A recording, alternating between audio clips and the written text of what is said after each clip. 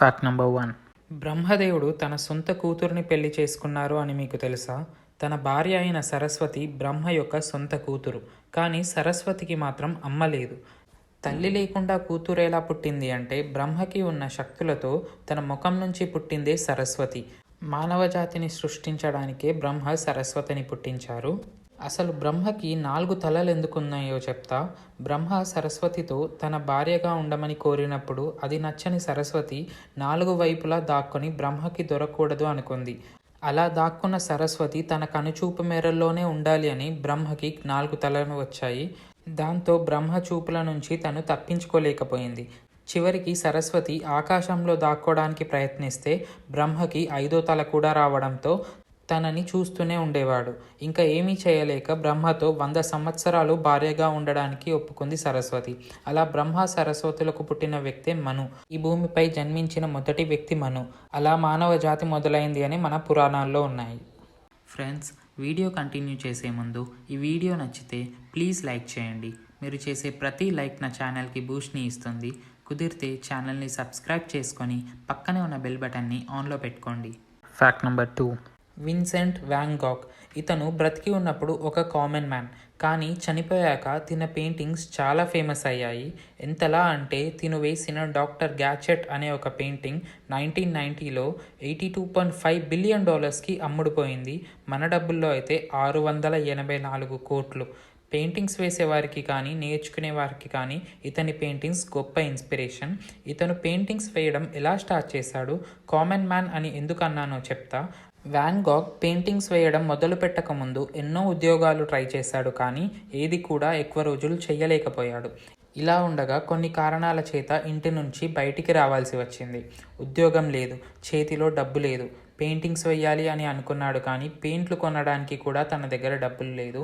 అలాంటి టైంలో వాళ్ళ అన్న సహాయం తీసుకొని పెయింటింగ్స్ వేయడం స్టార్ట్ చేశాడు. 10 సంవత్సరాలలో 2000కి పైగా పెయింటింగ్స్ వేశాడు. 37 ఏళ్ల వయసులో తిను చనిపోయారు.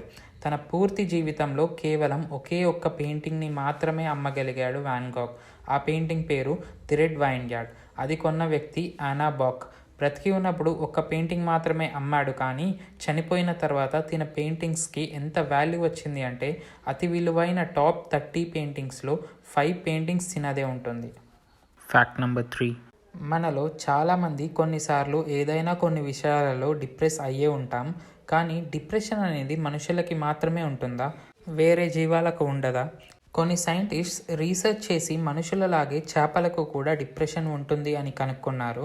చాలా స్టడీస్ చేసి చేపల్లో డిప్రెషన్ని ఎలా అబ్జర్వ్ చేయాలో కూడా చెప్పారు. చేపలు నీటిలో పైన తిరుగుతుంది అంటే అది హ్యాపీగా ఉంది అని, అదే చేపలు నీళ్ళల్లో కింద అడుగున తిరుగుతూ ఉంటే ఆ చేప డిప్రెషన్లో ఉంది అని అర్థం. Fact number 4. డాక్టర్స్ రాసిన ప్రిస్క్రిప్షన్లో వారి రాతలు చాలామందికి అర్థం కాదు. అసలు డాక్టర్స్ హ్యాండ్ రైటింగ్ అలా ఎందుకు ఉంటుందో తెలుసా? దానికి కొన్ని కారణాలు ఉన్నాయి. దాంట్లో ఫస్ట్ది అయితే వారి ఎగ్జామ్స్. మెడిసిన్ చదివే వారి ఎగ్జామ్స్లో థియరీ పార్ట్ అనేది చాలా ఎక్కువగా ఉంటుంది.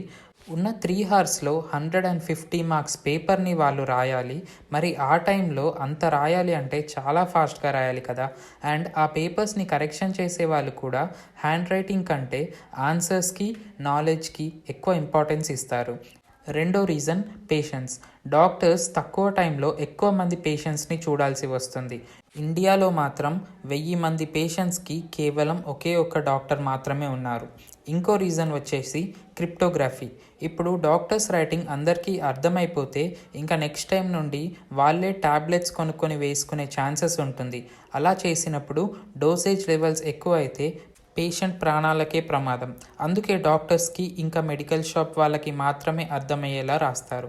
మరి మెడికల్ షాప్ వాళ్ళకి మాత్రం ఎలా అర్థమవుతుంది అంటే ఎక్స్పీరియన్స్. ఆ హ్యాండ్ రైటింగ్ చూసి చూసి వాళ్ళకి అలవాటైపోయింది. Fact number 5. ఈ ఫోటోలో ఉన్నది బాపురావు తజినే. ఇతను మహారాష్ట్రలోని వాసిం డిస్టిక్లో ఉంటాడు. 2016లో ఎండలు ఎక్కువగా ఉండడంతో బాపురావు ఇంటి దగ్గర బావులు చాలా వరకు ఎండిపోయింది.